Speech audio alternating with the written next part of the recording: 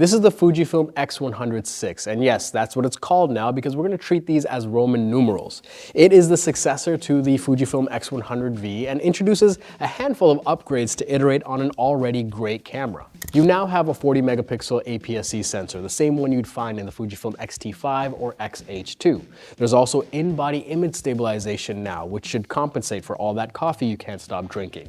You also have an upgraded processor, the 5th generation processor from Fujifilm, and this brings in a ton of software upgrades, but most notably, the new upgraded autofocus algorithm that leverages a lot of artificial intelligence. And of course, something that I enjoy, there's a new film simulation here, Reala Ace, the same one that was introduced with the GFX 100 Mark II. Looking at the body of the camera, you really have to get close to notice the differences. At 521 grams, it's a bit heavier, but not so much so that it feels uncomfortable. It's a smidge thicker than the previous model, and the front toggle has a slight change to it.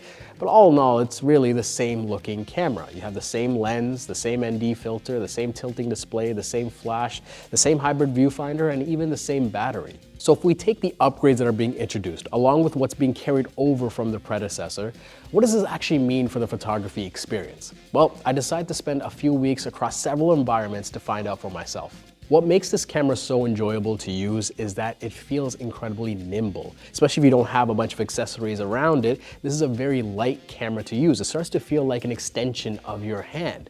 And of course, you have these analog dials that give you direct access to the photography experience. This is a big reason why this camera line blew up over the last few years. And something that I've been saying for the last few years is when you have this kind of direct access, it makes the photography learning experience a bit easier and a bit more intuitive. Because of the weight or the lack thereof and the tactile experience, it's something that you pick up and you want to use. You want to take it places, you want to photograph, and that's something that a lot of cameras do struggle with. They feel like premium or professional tools when most people want something that's less intimidating, that's more closer to their mobile experience, but still feels like a camera, whatever that's supposed to mean. What reinforces this feedback loop is the film simulations. This is something that Fujifilm is now well known for, right? They have 20 film simulations now introducing Reala Ace, and this allows you to really craft a look in the moment.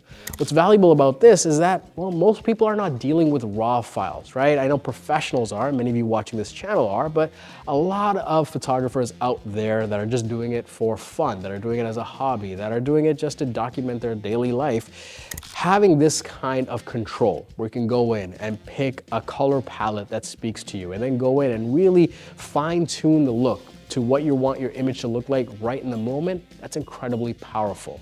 What I love about this experience is that you can have that raw file with all the information. You can also record a JPEG at the same time or a high efficiency file at the same time that has your look applied, and it just gives you a head start on that editing process. You can have something that is a bit of a compass, so when you get back to your computer, you can go and craft your edit if you needed to. But here's the thing, a lot of the time, you're just gonna be really happy with the in-camera result, something that you'll wanna transfer to your phone and share right away.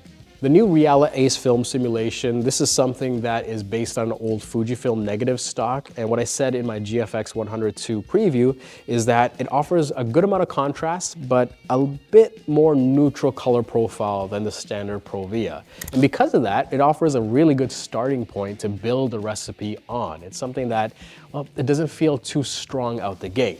Now I know I'm in the minority here, but I love the optical viewfinder on this camera. I can look through and just see the world, and there is a parallax corrected frame that shows where my composition is gonna be. I can see and anticipate a subject coming and then take the photo.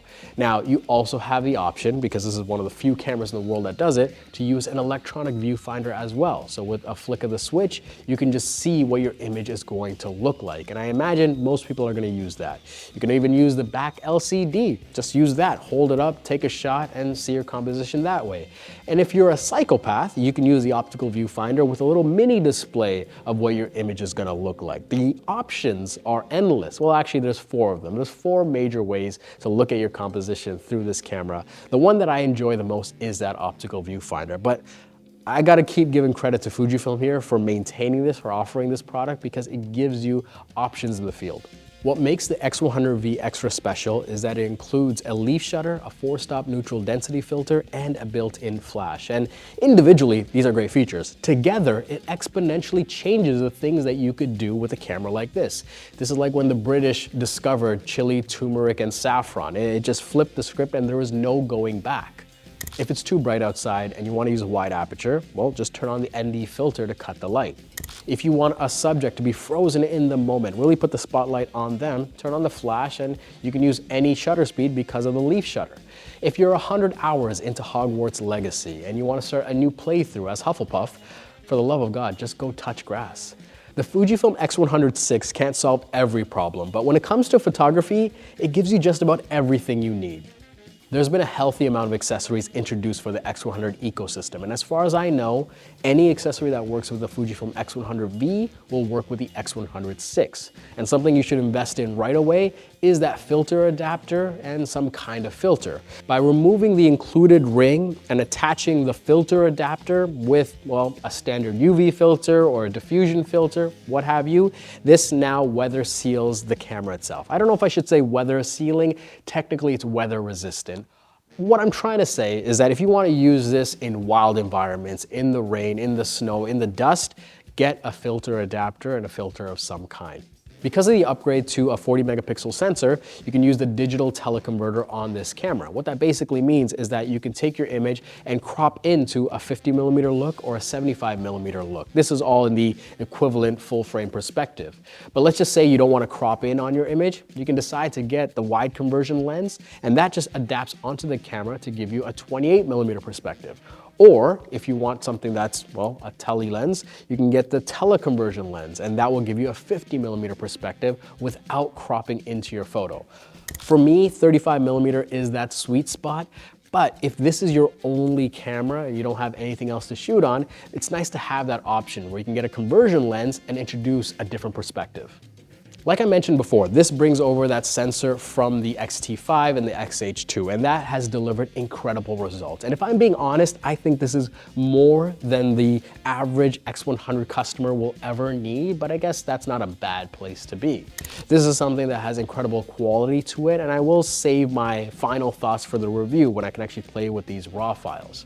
All in all, this is something that works incredibly well for those casual lifestyle moments, but you can use it in a studio, whether it's BTS or actually tackling the shot list. It's an incredibly capable sensor.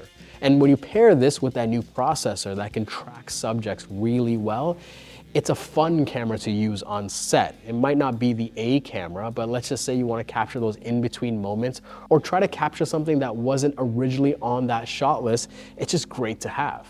To take this even further, I'm sure at some point a camera like this is gonna have tethering, but I don't see a lot of people tethering their X100VI and using it that way, even though it is a possibility.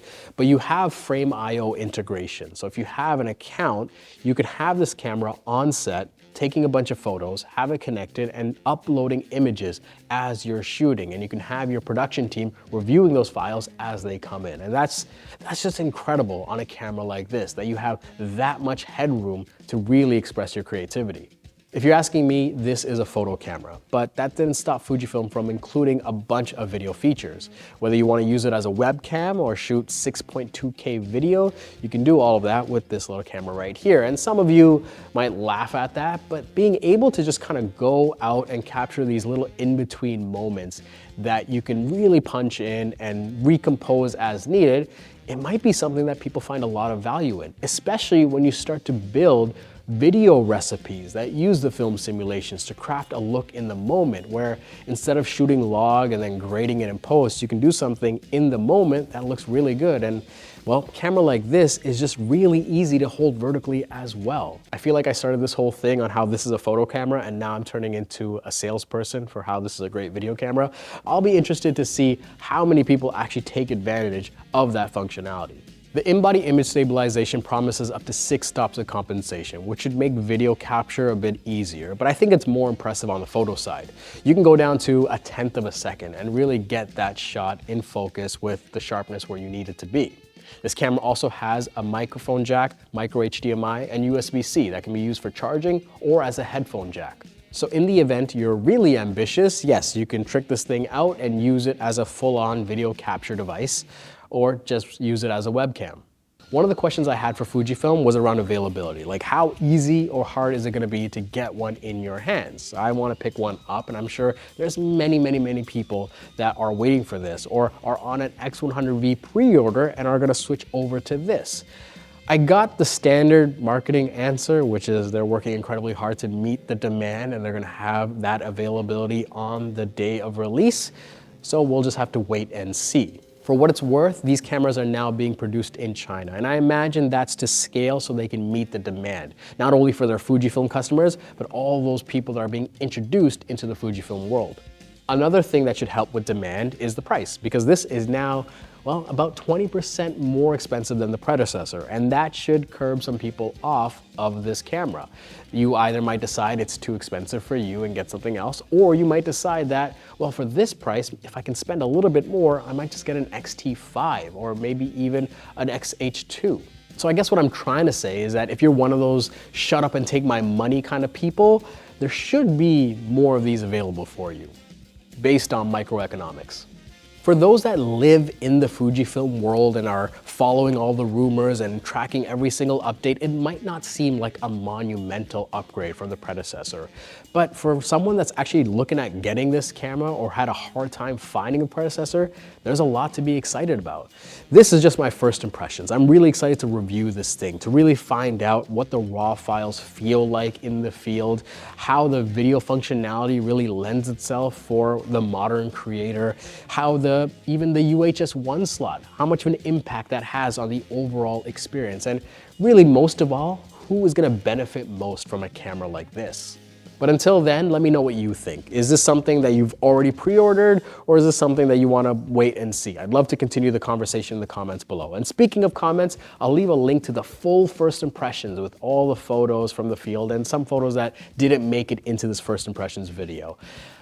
And one last thing, if you haven't already, check out the Photo Club at Church Street. This is the place where if you really love photography, every week I'm sharing a brand new story from around the world. So on the channel, you'll see a lot of gear and travel experiences. The Photo Club is where I share a lot more, especially if you're looking to get more intentional with your photography. I think you'll enjoy being a part of this club. Anyway, that's enough for one video. As always, my name's Gadget. Thank you so much for watching, and I'll see you next time.